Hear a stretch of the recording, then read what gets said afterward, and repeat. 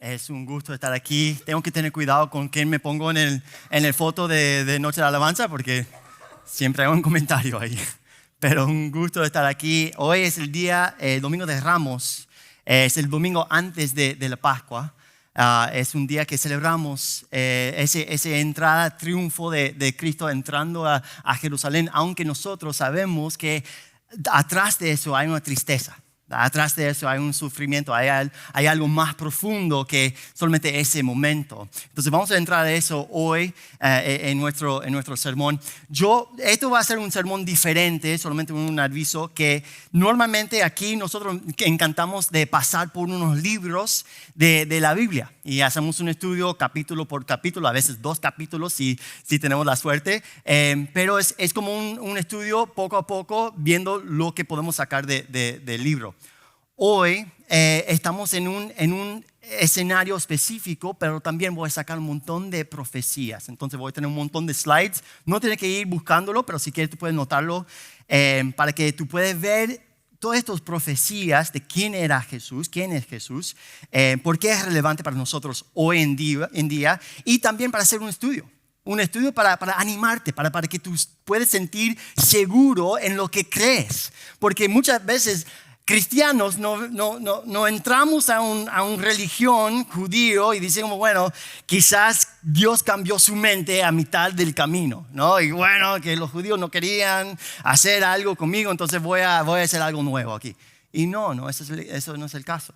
Esto siempre fue el plan, pero vamos a ver un poquito de eso a través del sermón hoy. Pero bueno, para los que no me conocen, mi nombre es Dani, soy uno de los pastores de En Casa. Si escuchas a alguien llorando, seguro que eso es uno de mis bebés. Tengo 3, Audrey, Liam y Sasha. Sasha casi va a cumplir 1 año, pero es un momento, es un espacio-tiempo muy lindo para Ashley y yo, viendo a nuestros hijos creciendo, poco a poco aprendiendo nuevas habilidades. Y una de las cosas que la pregunta es más divertida de preguntar a un niño es: ¿qué quieres hacer cuando eres grande? Cuando seas grande, ¿qué quieres hacer con tu vida? ¿No? ¿Qué pregunta tan profunda, ¿no? Si pensamos, ¿qué vas a hacer? ¿Qué vas a dedicar? Y tú tienes 5 años. Eventualmente vamos a ser, no sé, inspector de casa. Pero en ese momento tienes todo, o sea, las oportunidades o tú puedes hacer lo que quieres, ¿no? Quiero ser un astronauta, quiero ser una bailarina, quiero ser un bombero, algo así. Audrey, hicimos esa pregunta y ella dijo, yo quiero manejar un camión grande. No sé, yo quiero manejar un camión grande. Y Liam solo tiene hambre, entonces eso es lo que él no está listo para esa pregunta. Pero yo recuerdo cuando era niño, yo tenía ideas de muchas cosas, pero una idea era: yo voy a ser un actor extremadamente famoso. Yo voy a ser un actor por ninguna razón, no había razón por eso, pero yo pensaba que algún día voy a estar en el parque. No sé si esto es común o yo tengo un problema de narcisismo, está bien. Yo voy a estar andando en un parque, caminando por la cerca y un carro va a parar y va a salir un director de cine y decir: wow, tú eres exactamente lo que necesitamos para esta película que vamos a hacer. Tú quieres hacer la estrella de este cine. Y yo voy a decir: bueno, tengo que hablar con mi agente, pero creo que sí. Y desde ahí yo voy a tener una carrera y voy a ser un actor extremadamente famoso. De repente yo recuerdo a veces salir en mi bicicleta y solamente andar y andar en el parque solo para tener más exposición. Me sorprendo que nadie me hayan secuestrado. ¿A dónde están mis padres? No sé. Pero creo que pensando en eso, creo que en alguna manera todos nosotros somos los protagonistas de nuestra propia historia, ¿no? Vemos el mundo a través de nuestros propios ojos. Y a veces asumimos que todos los demás están prestando atención tanto como nosotros estamos prestando a nosotros mismos. No sé si ha pasado que estás en un lugar o un evento deportivo, un concierto, y estás pensando que seguro que me va a poner en la pantalla grande enfrente de miles de personas. Entonces tengo que pensar qué voy a hacer cuando eso pase, ¿no? Todo el mundo está pensando que eso, hay un chance de eso, ¿no? Menos que si estás en un concierto de Coldplay. Si tomas un foto de grupo, ¿qué es la primera cosa que ves en esa foto de grupo? A ti mismo, ¿no? Y tú puede ser un foto genial, divertido, todos están riendo, y tú dices, uy, qué feo, yo hice una cara, mis ojos están... Y ni es tu cumpleaños, nada, pero tú estás enfocado en ti mismo. Y la mayoría de nosotros vemos la historia del mundo desde nuestro propio punto de vista. Eso no es mío, Eso no es mío. Hay otro, parece, qué bien. Necesitamos más bebés aquí para que yo pueda tener excusas. Pero yo creo que la mayoría de nosotros pensamos en eso. Y a veces algunos cristianos, eso incluso se extiende a cómo vemos a Dios. ¿No? Dios me ama. Él está a mi favor. Él quiere lo mejor para mí. Jesús murió por mí. Y si yo fuera la única persona en la tierra, igual habría muerto por mí 100 millones de veces. Toda mi relación con Dios es para que yo experimente cuánto me ama. Y yo voy a añadir, casi tanto como yo me amo a mí mismo. Y seguro que está escuchando eso y estoy casi de acuerdo con todo lo que dijiste. Y también, la cosa con ese problema de afirmaciones es que tiene algo de verdad. Dios sí te ama, obviamente. Más de lo que jamás podrás comprender. Dios sí te conoce. Mejor de que jamás te conocerás a ti mismo. Pero el propósito principal de tu relación con Dios es que lo conozcas y lo amas a Él, tanto como Él se conoce y se ama a sí mismo. ¿Entiendes la diferencia? ¿A dónde está el enfoque? ¿A dónde está el enfoque? Juan 17:3 dice esto: y esta es la vida eterna, que te conozcan a ti, el único Dios verdadero, y a Jesucristo, a quien has enviado. Eso es la vida eterna, a conocer a Dios. El personaje principal de la historia no eres tú, no eres yo, es Jesucristo. Toda la creación es su historia y lo glorificamos y lo adoramos porque no hay nada más digno. Y hoy yo solo quiero hablar de Jesús entrando en escena en la historia humana, entrando en esa última semana antes de su crucificación y el clímax absoluto de la historia de la humanidad, desde algo que se ha hablado desde Adán y Eva hasta hoy en día. Todos hablan de este momento. ¿Quién era Jesús? ¿Quién era Jesús? Y como dijo Juan el Bautista, que es necesario que yo disminuya y Él crezca. Quiero que la imagen y la persona de Jesús sean tan exaltadas en nuestras mentes que nunca más asumamos que somos los protagonistas. Pero también como Juan el Bautista, siendo simplemente el amigo más feliz en la boda, el amigo más feliz del esposo, humillado por el honor de poder asistir a la boda de su amigo y deseando que todos sepan lo maravilloso que Él es. Así que primero, pongamos el escenario. Vamos a ir un poquito más en la historia. Al principio, Dios creó los cielos y la tierra, ¿no? Creó el hombre a su imagen. Toda la creación entendía que Dios era el ser más supremo, majestuoso, maravilloso y glorioso y digno de ser adorado y obedecido, hasta que el hombre decidió no hacerlo. Adán y Eva pecaron y la muerte entró en el mundo, y en ese momento Dios prometió un Mesías, un escogido que va a aplastar la cabeza del serpiente. Pero toda la creación fue maldecida por causa del hombre. Así que el hombre maldijo a Dios y se burló de él. Los hombres se convirtieron en sus propios dioses, abusaron y asesinaron a personas creadas en imagen de Dios para su propio placer y beneficio. Todos se volvieron los protagonistas de sus propias historias. Y por cientos de años el mal floreció en la tierra. Los hombres formaron tribus, luego naciones y luego imperios y continuaron adorándose a sí mismos. Entonces, a un momento, Dios escogió y llamó a un hombre llamado Abraham y su esposa Sarai. Y les dio un hijo en su vejez. Y dijo que voy a formar una nación a partir de este hijo. Y ese niño llamado Isaac tuvo un hijo llamado Jacob. Dios cambió su nombre a Israel. Israel tuvo 12 hijos que fueron eventualmente los jefes o los padres de los tribus de Israel.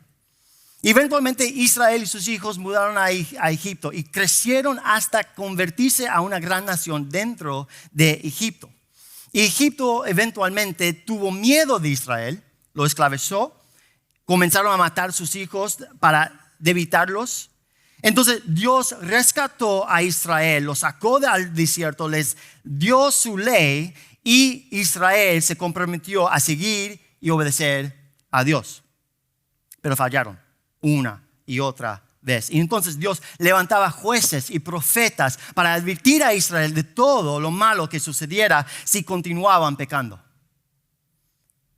Y uno de esos profetas fue un hombre llamado Isaías. Y Isaías advertía a Israel, pero ellos no querían escucharlo. Entonces yo quiero leer algunos versículos, unos pasajes de Isaías. Vamos a entrar en Isaías 6, versículos 9 a 13. Vamos a tenerlo en la pantalla ahí. Y él dijo, hablando de Dios: ve y dile a este pueblo, escuchan bien, pero no entienden. Miren bien, pero no comprenden. Haz insensible el corazón de este pueblo, endurece sus oídos y nubla sus ojos, no sea que vea con sus ojos, oiga con sus oídos y entienda con su corazón y arrepienta y sea curado. Entonces dije, ¿hasta cuándo, Señor? Y él respondió, hasta que las ciudades estén destruidas y sin habitantes, las casas sin gente y la tierra completamente desolada.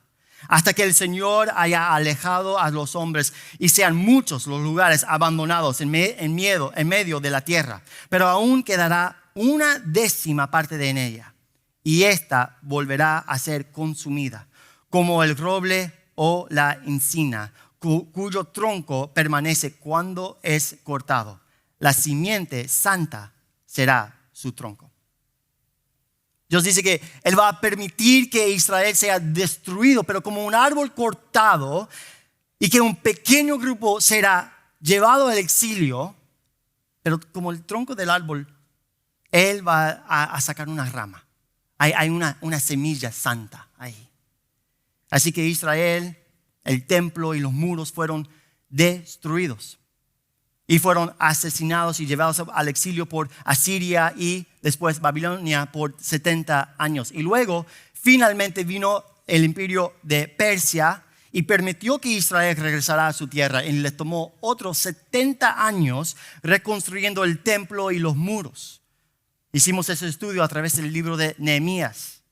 Y es alrededor de este tiempo que vuelvan a leer la escritura, vuelvan a leer la Torá y las profecías, y están leyendo la segunda parte del libro de Isaías. Porque la primera parte está Isaías advirtiendo a lo que iba a suceder, pero en la segunda parte Isaías profetiza esperanza y consuelo para cuando Israel regrese de exilio. Y Isaías comienza a escribir sobre esta persona, sobre una persona que él habla, que dice que es un siervo que restaurará a Israel, pero también será luz para los gentiles. Y para los que no saben, gentiles es solamente una palabra para hablar de las naciones, para los que no son judíos. Y esto es algo un poquito extraño para ellos, porque Israel son el pueblo escogido, el pueblo de Dios. Entonces vamos a ver Isaías 49, versículos 5 y 7 dice: Y ahora dice el Señor, el que me formó desde el seno materno para ser su siervo, para hacer que Jacob vuelva a él y que Israel se reúna con él, porque honrado soy a los ojos del Señor y mi Dios ha sido mi fortaleza. Dice él, poca cosa es que tú seas mi siervo para levantar los tribus de Jacob y para restaurar a los que quedaron de Israel. También te haré luz de las naciones para que mi salvación alcance hasta los confines de la tierra.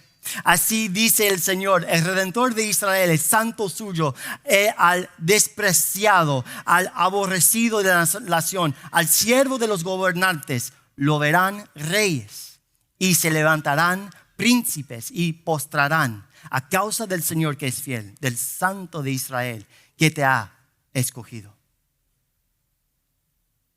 Entonces, los que están regresando del exilio están leyendo esto y hay un confort, hay un consuelo a través de estas palabras, sabiendo que, bueno, eventualmente vamos a tener descanso. Un siervo, un Mesías, alguien escogido, que nos vamos a dar a luz y esperanza. Y aún sus propios profetas contemporáneos en ese tiempo están hablando del rey que va a regresar. Zacarías 9:9 dice, regocíjate sobremanera, hija de Sión. Da voces de júbilo, hija de Jerusalén. Mira, tu rey viene a ti, justo y dotado de salvación, humilde, montado en un asno, en un pollino, hijo de asna. También el profeta Malaquías dice que Elías va a volver y él va a preparar los corazones de Israel. Así que el pueblo de Israel está esperando quién va a ser nuestro rey. ¿Quién va a ser nuestro Mesías? ¿Cuándo va a venir Elías para preparar los corazones de Israel? Y cada año, aún hasta el día de hoy, no sé si ustedes tenían el chance de hacer una cena de Pascua con judíos o saber un poquito de las tradiciones. Pero aún hasta el día de hoy, durante esta semana de la Pascua, los judíos alrededor del mundo tienen la comida de la Pascua y al final de la comida envían a un niño para abrir la puerta principal y esperan que Elías finalmente haya venido. Y no se dan cuenta que esa profecía se cumplió 400 años después que Malaquías escribió sobre ella. Que un hombre de apariencia extraña estaba bautizando personas ahí en el río Jordán. Y los líderes religiosos le preguntaron, ¿quién eres? Y él cita Isaías 40 diciendo, yo soy la voz de uno que clama en el desierto, preparen el camino del Señor, enderecerán en la soledad calzada para nuestro Dios. Y leímos en los evangelios que unos días después ve a Jesús y él dice, he aquí el Cordero de Dios que quita el pecado del mundo. Y durante los próximos 3 años Jesús comienza a decir cosas radicales. Comienza a hablar con autoridad de las Escrituras, desafiando y reprendiendo a los líderes religiosos, llamando a los quebrantados y cansados hacia él y enseñando a sus discípulos. Y muy pocos realmente lo ven como algo más que un rabino. Algunos lo ven como el futuro rey. Algunos dicen que él puede ser Elías, aunque Jesús él mismo dice que Juan el Bautista era Elías. Pero algunos saben y dicen que él es el Hijo de Dios. Y llegan incluso a postrarse y a adorarlo.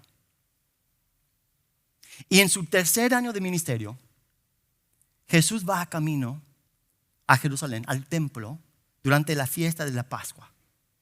Y para saber un poquito de historia, esta es una de las 3 fiestas en las que cada año todos los judíos deben ir al templo para adorar y ofrecer sacrificios. Entonces cada año ellos iban al templo. Y hay una costumbre, una tradición, que mientras que los judíos viajaban a Jerusalén, caminando en grandes grupos y caravanas, es tradición de cantar el Halel, que significa alabanza. Un grupo de salmos desde Salmo 113 hasta Salmo 118. Y se anima a los grupos de personas a hacer Halel, que es alabar a su Dios, que su nombre es Yahweh. Entonces, la forma plural de Halel es Halelú, ya, aleluya. De eso viene esa palabra, aleluya. Y terminan ese Halel en Salmo 118. Entonces vamos a leer 22 hasta 29 versículos de Salmo 118. La piedra que desecharon los edificadores ha venido a ser la piedra principal del ángulo. Obra del Señor es esto, admirable en nuestros ojos. Este es el día que el Señor ha hecho. Regocijémonos y alegrémonos en Él. Te rogamos, oh Señor, sálvanos ahora. Te rogamos, oh Señor, prospéranos ahora. Y ahora una pausa. Esa palabra, sálvanos, esa palabra es Hoshiana. Hoshiana. En arameo es Hoshana. En griego, Hosanna. Significa sálvanos. Versículo 26 dice, bendito el que viene en el nombre del Señor. Desde la casa del Señor los bendecimos. El Señor es Dios y nos ilumina. Atén el sacrificio de la fiesta con cuernos a los cuernos del altar. Tú eres mi Dios y te doy gracias. Tú eres mi Dios y yo te exalto. Den gracias al Señor porque Él es bueno. Porque para siempre es su misericordia. Ahora, eso es el contexto de lo que vamos a ver ahora en Marcos capítulo 11. Jesús y sus discípulos se están acercando a Jesús. Y dice, cuando se acercaban a Jesús por Betfagé y Betania, cerca del monte de los olivos, Jesús envió a 2 de sus discípulos y les dijo, vayan a la aldea enfrente de ustedes y tan pronto como entran en ella, encontrarán un pollino atado en el cual nadie se ha montado todavía. Desátenlo y tráiganlo. Si alguien les dice, ¿por qué hacen eso? Digan, el Señor lo necesita y enseguida lo devolverá acá. Ellos fueron y encontraron un pollino atado junto a la puerta, afuera de la calle, y lo desataron. Y algunos de los que estaban allí les dijeron, ¿qué hacen desatando a el pollino? Ellos les respondieron tal como Jesús les había dicho y le dieron permiso. Entonces trajeron el pollino a Jesús y echaron encima sus mantos y él se sentó sobre él. Muchos tendieron sus mantos en el camino y otros tendieron ramas que habían cortado de los campos. Los que iban delante y los que los seguían gritaban, Hosanna, sálvanos. Bendito el que viene en el nombre del Señor. Bendito el reino de nuestro padre David que viene. Hosanna en las alturas. Así vamos a ver este grupo de judíos que está viajando hacia el templo. Y muchos de ellos seguro acaban de ver a Jesús resucitar a Lázaro unos días antes. Si conoces la historia. Ellos ven a Jesús como el cumplimiento de las profecías. Este es el rey montado en el asno. Esta es la piedra que desecharon los constructores. Por eso claman, sálvanos, mientras se extiendan ramas del palma. Un símbolo de victoria cuando un rey regresa de la batalla. Y en medio de esta celebración, en medio de esta alegría, tú piensas que Jesús va a estar muy feliz viendo a su gente recibiéndolo. Pero vemos en Lucas que Jesús comienza a llorar. Porque Jesús sabe que después de ese pasaje en Zacarías que escribió en el capítulo 9 sobre él entrando como un rey sobre un asno, él también escribió unos capítulos después en Zacarías 12, versículo 10, y dice, y derramaré sobre la casa de David y sobre los habitantes de Jerusalén el espíritu de gracia y de súplica, y me mirarán a mí, a quien han traspasado. Y se levantarán por él como quien se levanta la amante por un hijo único, y llorarán por él como se llora por un primogénito. Jesús sabía que Israel va a rechazar su rey y que él va a sufrir en unos días. No solamente por los pecados de los judíos, pero también por los pecados de los gentiles, para ser una luz para las naciones. Pero debido a que Israel está rechazando su rey, ellos van a ser destruidos. Y esto quebranta el corazón de Jesús. Vemos eso en Lucas 19, versículo 41. Dice, cuando Jesús se acercó y al ver la ciudad lloró sobre ella, diciendo, si tú también hubieras sabido en este día lo que conduce a la paz. Pero ahora está oculto a tus ojos. Porque sobre ti vendrán días cuando tus enemigos echarán terraplén delante de ti y se sitiarán y se acosarán por todas partes. Te derribarán la tierra y a tus hijos dentro de ti y no dejarán en ti piedra sobre piedra, porque no conociste el tiempo de tu visitación. Y todos los judíos en este tiempo estaban muy orgullosos del templo. Los muros que Nehemías en su día se levantó. Y el templo que después el rey de ese tiempo se mejoró de una manera que era majestuoso. Aún los discípulos de Jesús dijeron, ¿qué te parece? Está bueno, ¿no? Y el templo que estuvo en pie por casi 500 años, sabemos que fue destruido unas décadas después por el Imperio Romano. Y esta es la escena que vamos a entrar en esta semana. Que Jesús está entrando a la ciudad y celebra la última cena de Pascua con sus discípulos.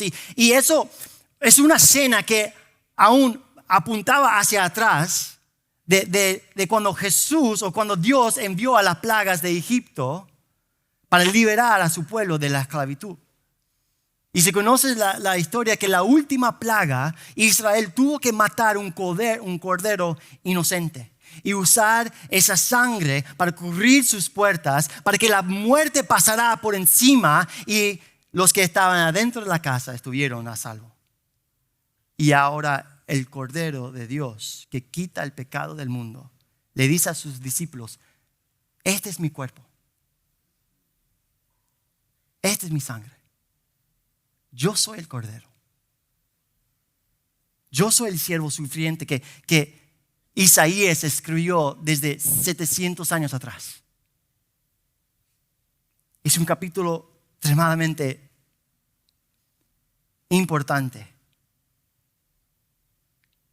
Isaías capítulo 53 dice esto. ¿Quién ha creído a nuestro mensaje? ¿A quién se ha revelado el brazo del Señor? Creció delante de él como renuevo tierno, como raíz de tierra seca. No tiene aspecto hermoso ni majestad para los que miramos, ni apariencia para que lo deseamos. Fue despreciado y desechado de los hombres, varón de dolores y experimentado en aflicción, y como uno de quien los hombres esconden el rostro, fue despreciado y no lo estimamos. Ciertamente Él llevó nuestras enfermedades y cargó con nuestros dolores. Con todo, nosotros lo tuvimos por azotado, por herido de Dios y afligido. Pero Él fue herido por nuestras transgresiones, molido por nuestras iniquidades. El castigo por nuestra paz cayó sobre Él, y por sus heridas hemos sido sanados. Todos nosotros nos descarriamos como ovejas, nos apartamos cada cual por su camino, pero el Señor hizo que caerá sobre Él la iniquidad de todos nosotros. Fue oprimido y afligido, pero no abrió su boca, como cordero que es llevado al matadero, y como oveja que ante sus trasquiladores permanece muda. Él no abrió su boca. Por opresión y juicio fue quitado. Y en cuanto a su generación, ¿quién tuvo en cuenta que él fuera cortado de la tierra de los vivientes por la transgresión de mi pueblo, a quien correspondía la herida? Se dispuso con los impios su sepultura, pero con el rico fue en su muerte, aunque no había hecho violencia ni había engaño en su boca. Pero quiso el Señor quebrantarlo, sometiéndolo a padecimiento. Cuando Él se entrega a sí mismo como ofrenda de expiación, verá a su descendencia, prolongará sus días y la voluntad del Señor en su mano prosperará. Y una pausa, vamos a entrar en los últimos versículos de este capítulo, pero el siervo se murió. Y luego algo muy interesante sucede. Después que este siervo se ha sufrido, golpeado, traspasado, quebrantado y muerto, vuelve a la vida. Esto es en las escrituras. Las escrituras judíos. En Isaías. Versículo 11 dice, debido a la angustia de su alma, Él lo verá y quedará satisfecho. Por su conocimiento el justo, mi siervo, justificará a muchos y cargará las iniquidades de ellos. Por tanto, yo le daré parte con los grandes y con los fuertes repartirá despojos, porque derramó su alma hasta la muerte y con los transgresores fue contado, llevó el pecado de muchos y intercedió por los transgresores.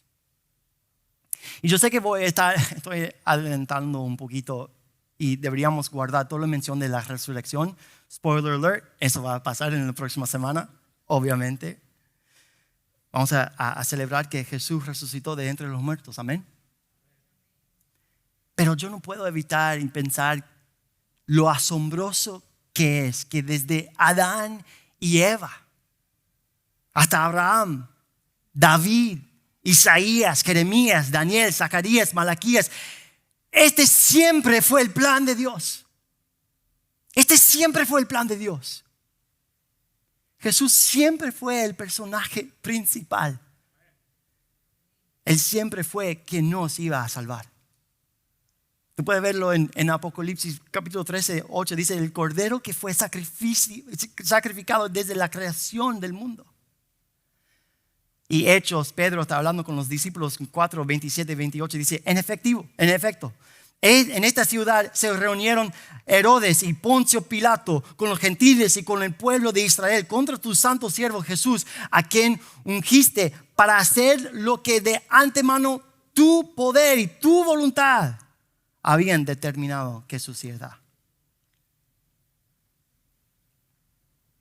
Y Jesús está caminando hacia Jerusalén en esta semana, soportando la cruz, soportando su vergüenza, soportando el dolor y el sufrimiento, dando su vida en rescate por muchos. No porque nosotros somos increíbles, ni porque Dios solo quiere la mejor vida para nosotros ahora mismo, sino porque Él sea glorificado. Porque su nombre sea exaltado. Porque aplastó la cabeza de la serpiente, que Él venció el pecado y la muerte, y porque hasta ahora Él está sentado a la derecha del Padre. Su nombre es el más alto sobre todo nombre. Toda rodilla se doblará, toda lengua confesará que Jesucristo es el Señor. Amén. Vamos a enfocar en eso en esta semana. Oramos. Padre, gracias. Gracias que esto siempre fue el plan. Gracias que tú nunca cambiaste tu mente. Gracias que nosotros podemos confiar en las profecías desde tu siervo. Y sabemos que esa entrada triunfal, eso solamente fue una sombra de lo que debió haber sido cuando Jesús entró al salón del trono en el cielo. Y tu reino siempre ha estado establecido, pero estamos agradecidos por el Rey siervo que murió por su creación, para que también nosotros seamos invitados en tu reino, que nosotros podemos ser invitados a tu mesa. Gracias, Señor. Oramos esto en tu nombre, Jesús. Amén y amén.